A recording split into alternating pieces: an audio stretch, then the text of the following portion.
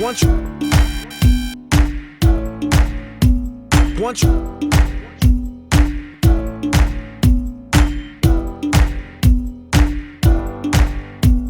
once once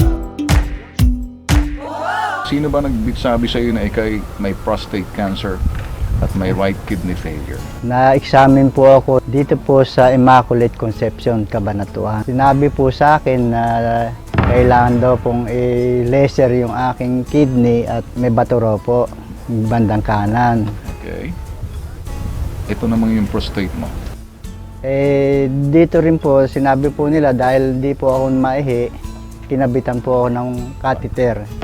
After one day, nagpalipat po ako ng ospital sa Kidney Institute sa Quezon City. Ilang araw ka na-confine sa ospital? 7 days po. Doon sa Kidney Institute nagsabi na may prostate cancer ka. Opo.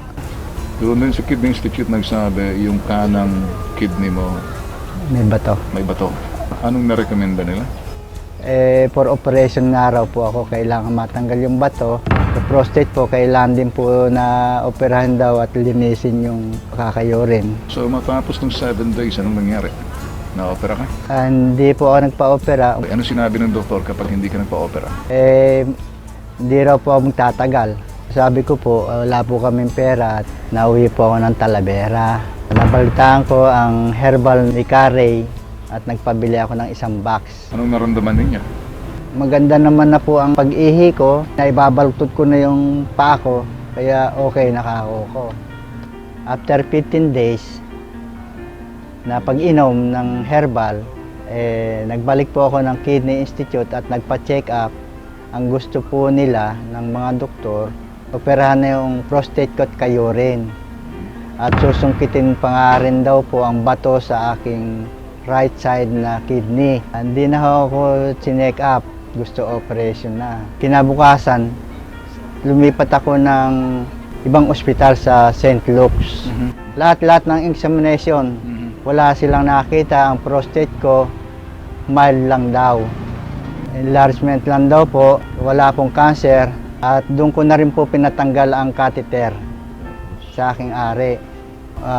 Niresatahan ako ng mga gamot na iba, pero hindi ko po nabili yun at yun na lang pong herbal ang nagpabili ako sa misis ko.